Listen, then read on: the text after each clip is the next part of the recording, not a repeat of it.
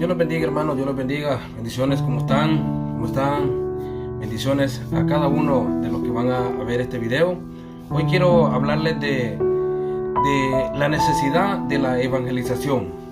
¿Por qué es la necesidad de la evangelización? Porque el significado de la evangelización es salvación, ¿verdad? Por ejemplo, cuando nosotros le hablamos a una persona, le hablamos de Jesucristo, entonces lo estamos evangelizando, le estamos presentando a Jesucristo. Entonces esa persona, esa palabra entra a su corazón, entonces esa persona viene, recibe esa palabra, se convierte en Jesucristo y esa persona es salva, entonces pasa de muerte a vida. Entonces por eso es la necesidad de la evangelización. Yo les voy a tocar cuatro puntos bien importantes, pero sí el mensaje se llama así, la necesidad de la evangelización. Entonces vamos a ver allí, les voy a dar una cita bíblica. Hechos 4:12 dice: en ningún otro hay salvación, porque no hay otro nombre bajo el cielo dado a los hombres en que podamos ser salvos. No hay otro nombre.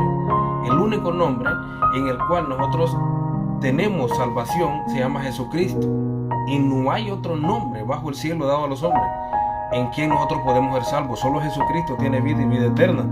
Entonces la Biblia, la palabra del Señor dice que el lenguaje del creyente, como el de las Escrituras, es de afirmaciones contundentes, ¿verdad? Contundentes, no dudas, no dudando. Por eso dice que la palabra tiene poder. Nosotros, por eso es que debemos de cuidar la palabra que nosotros damos, ¿verdad? Porque la palabra tiene poder. Entonces, tanto nosotros los creyentes, como la Escritura, lo que está escrito, entonces no es de dudas, ¿verdad? No es de especulaciones, no es de afirmaciones. Es afirmaciones, ¿verdad? Todo lo que está ahí no es de dudas, pues, ¿verdad? No, que todo es de poder. Entonces, una consulta, dice, responsable, dice, a las Sagradas Escrituras nos llevará, dice, a concluir que los dos grupos más importantes en que se puede, dice, dividir a la humanidad son salvos y perdidos, ¿verdad? Salvos y perdidos, solo dos grupos se puede dividir, ¿verdad? La humanidad se puede dividir en dos grupos: salvos y perdidos. Entonces, dos grupos. Nosotros, yo estoy en los salvos, no sé usted en qué grupo está, ¿verdad? Entonces, yo estoy en los salvos, en el grupo de los salvos, en el equipo de los salvos. Entonces yo tengo que hacer ¿qué? Ir al grupo de los perdidos, porque por eso es la necesidad de la evangelización. Por eso es la necesidad de la evangelización, ¿verdad? Porque, ¿qué dice? Hay una pregunta importante aquí. ¿Qué significa ser salvo? ¿Qué significa ser salvo? Ser perdonado. Ese es el significado, ser perdonado, ¿verdad? Entonces así vamos a estar viendo cuatro puntos, porque el tiempo corre, el tiempo avanza, y el tiempo que tengo es corto para yo poder darles estos 4 puntos. En el primer lugar dice, ser salvo significa ser perdonado. En primer lugar, el significado es, en primer lugar dice, ser salvo, ese significa ser perdonado. Cuando nosotros venimos a los pies de Jesucristo, nosotros venimos pidiendo perdón o pedimos perdón, porque nosotros no es que no los equivocamos, nosotros como cristianos los vamos a equivocar, los equivocamos, pero tenemos que pedir perdón al Señor. Entonces somos perdonados, y Él dijo que pidiéramos perdón 70 veces 7. Entonces, pero para el que no conoce a Jesucristo y tiene pecados, tiene tantas deudas con el Señor, viene a los pies de Jesucristo, entonces, y pide perdón, se entrega a Jesucristo, entrega su vida a Jesucristo, entonces el Señor lo va a perdonar. Entonces es perdonado. Ese es el significado de ser salvo. Entonces, ser perdonado, ¿verdad? Entonces, porque hay muchas cosas que a veces a veces ya uno en el camino del Señor, a veces vienen dudas. Por ejemplo, Por ejemplo, dice, hay cosas de la culpa. La culpa. No sé, siento culpa, o siente que lo acusan, entonces siente culpa, por mi culpa, entonces no, entonces de eso tenemos que despojarlos nosotros, porque eso a nosotros nos daña, la culpa. Cuando nosotros venimos a los pies de Cristo y pedimos perdón, Él nos perdona, y eso Él no se vuelve a acordar para nada, ¿verdad? Entonces vamos a seguir viendo aquí, dice, para ser salvo, dice, es necesario resolver un problema del perdón, ¿verdad? Para ser salvo es necesario resolver un problema del perdón, ¿verdad? Del pecado, resolver un problema del pecado es pidiendo perdón. Entonces ahí resolvemos el problema, ¿verdad? Si nosotros venimos a los pies de Cristo, venimos y pedimos perdón, entonces Él los perdona. Dice perdón es, dice, el poder, dice, que se mueve absoluto, dice, el Espíritu, dice, resolviendo el problema del pecado, ¿verdad? Entonces el perdón es el poder que remueve en absoluto, dice, espiritual, resolviendo, dice, el problema del pecado. Entonces el perdón, pero cuando nosotros venimos y pedimos perdón, entonces el Espíritu Santo lo liberta de todo. Entonces, ¿qué significa? Dice, cancelar la deuda, dice, del perdón de Dios. ¿Qué significa? Dice, ¿qué significa cancelar la deuda del perdón de Dios? No es, dice, ignorar la deuda, sino que habiendo, dice, suplido, pagó justo en el Calvario, dice, claro, saldada la deuda, ¿verdad? Entonces Jesucristo pagó por nuestros pecados. Jesucristo saldó y dijo Él, consumado es. Entonces, ¿por qué nosotros cuando venimos a los pies de Cristo no tenemos por qué estar dudando? No, Él ya pagó, ¿verdad? Pero nosotros tenemos que pedir perdón, nosotros tenemos que venir pidiendo perdón, ¿verdad? Entonces dice, bienaventurado, dice, Salmo 32, verso 1 y 2, dice, bienaventurado, dice, aquel cuyo, dice, transgresión ha sido, dice, perdonado y cubierto su pecado. Bienaventurado el hombre a quien Jehová no culpa de iniquidad y en cuyo, dice, espíritu no hay engaño, ¿verdad? Bienaventurado, ¿verdad? Bienaventurado aquel cuyo transgresión ha sido perdonado. Cuando nosotros hemos cometido un error, entonces venimos a los pies de Jesucristo y Él los perdona, ¿verdad? Porque en este caso, aquí este salmo está hablando de David. David pues cometió un pecado, creo que muchos que estudiamos la Biblia sabemos lo que pasó con David. El rey David cometió un pecado, entonces, pero él vino a los pies de Jesucristo, entonces pidió perdón, vino a los pies de Jesucristo, pidió perdón, entonces él fue perdonado y esos pecados se fueron al fondo de la mar. Entonces el Señor no vuelve a recordarse de eso, ¿verdad? Entonces es así.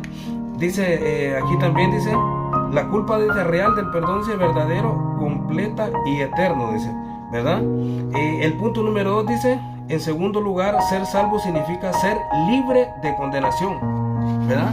Entonces, porque cuando nosotros venimos a Jesucristo, venimos pidiendo perdón, pedimos perdón, Él los perdona y Él los hace libres, los da libertad, somos libres, ya no estamos encadenados con ese yugo, el alcohol, la droga, y hay tantas cosas que no quiero mencionar, tantas situaciones, tantas cosas que hay, entonces que no las quiero mencionar porque el tiempo que tengo es corto, entonces, pero hay muchas, pero Jesucristo nos da libertad, ¿verdad? Por eso dice, somos libres de condenación, ¿verdad? Porque dice en Romanos 6:23, porque la paga del pecado es muerte, mas la dádiva de Dios es vida eterna en Cristo Jesús, Señor nuestro. La paga del pecado es muerte. La paga del pecado es muerte. Romanos 6:23, ¿verdad? Así mismo lo dice aquí en San Juan 3:18, dice el que en él cree no es condenado, pero el que no cree ya ha sido condenado, porque no ha creído en el nombre del unigénito Hijo de Dios. ¿Verdad? El que en él cree no es condenado. El que cree en el Hijo de Dios, que es Jesucristo, no es condenado. Mas el que no cree ya ha sido condenado. El que no cree en Jesucristo, que dice que Jesucristo no existe, ya ha sido condenado. Lamentablemente, ¿verdad? Eso lo dice en San Juan 3:18. También tenemos aquí otra cita que es en San Juan 5:24. Dice más adelante, dice nuevamente Jesús declara: de cierto os digo, el que oye mi palabra y cree al que me envió tiene vida eterna y no vendrá a condenación, más ha pasado de muerte a vida. Ha pasado de muerte a vida. ¿Por qué? Porque cuando nosotros andamos en Jesucristo, andamos muertos espiritualmente. Hablando espiritualmente, andamos muertos, ¿verdad? Cuando nosotros andamos en Jesucristo, andamos muertos espiritual, ¿verdad? Pero gracias a Dios por los que hemos venido a los pies de Jesucristo y Él los ha hecho libres y Él los ha vuelto a revivir, Él los ha dado vida, ¿verdad? Y entonces no tenemos cualquier vida, sino que una vida eterna, ¿verdad? Gloria sea al Señor. Entonces así ya vimos dos puntos. Vamos a ver el tercer punto. Vamos a ver el tercer punto. El tercer punto dice, ser salvo, dice, significa ser hecho hijo de Dios.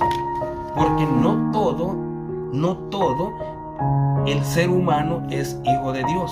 Hay muchos que dicen, no, yo soy hijo de Dios, yo soy hijo de Dios.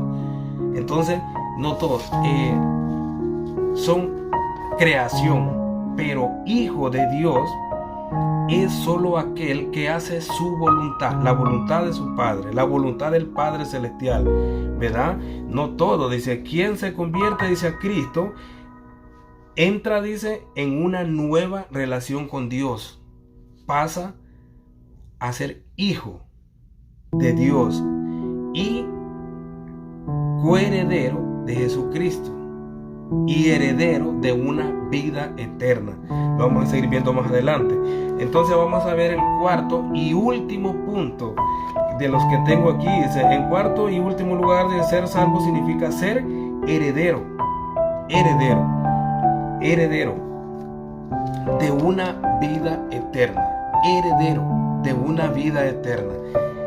Dice, en esta salvación, dice, gloriosa, vemos, dice, una hermosa cadena de eventos. Al ser, dice, perdonados, el pecador queda libre de pecados, queda libre de pecado, de la condenación, queda libre de pecado, libre de condenación.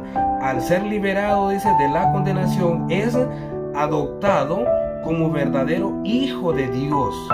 Escuche bien, se lo voy a volver a repetir.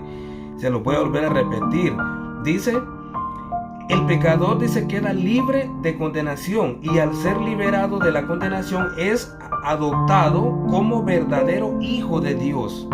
Como verdadero hijo de Dios.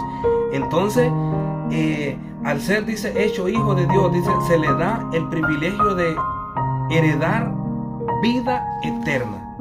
Se le da el derecho de heredar vida eterna. Gloria sea el nombre de Jesucristo. Gloria sea su nombre, porque Él vino un día, Él vino y Él murió en una cruz, pero al tercer día Él resucitó. Él pagó por mí, Él pagó por usted, Él pagó un precio por usted. No importa el color, no importa la estatura, no importa si con dinero o sin dinero, Él pagó el mismo precio. Pero Él lo que está buscando es que nosotros busquemos el perdón de Él. Eso es lo que Él está buscando, que nosotros vengamos a sus pies arrepentidos, con un corazón contrito y humillado, buscando su perdón, para Él poderlos perdonar y para Él poder darlos lo que dice aquí, para Él poder liberarlos de la condenación, liberarlos de cualquier culpa que los puede estar atormentando y darlos esa heredad de vida eterna. Vida eterna. En esta tarde, Dios me los continúe bendiciendo.